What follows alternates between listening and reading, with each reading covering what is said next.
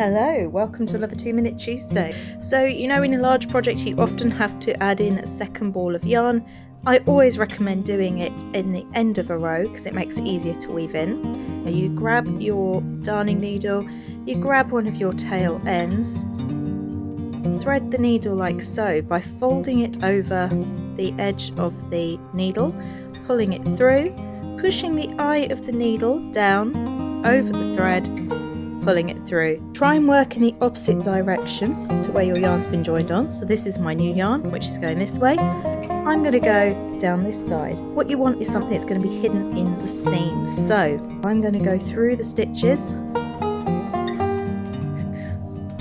and just weave in through these edge stitches. It could not be simpler. There's no key knack here.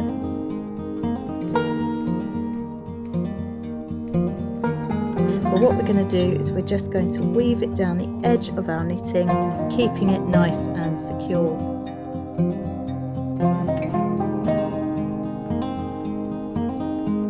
So you can see I've come down quite a way. That's woven in quite a way. The temptation can be to just snip it there, but then you've still got another end. We take our fantastic sharp scissors. So we're going to pull to gather up that fabric, snip, and then pop it back out so that end disappears. Now if for whatever reason one of these ends should work their way loose, don't be tempted to snip it. Actually unravel it a few more times from your and weave it back in again. That's the way to do it. And there you have it, fuss free, ends woven in.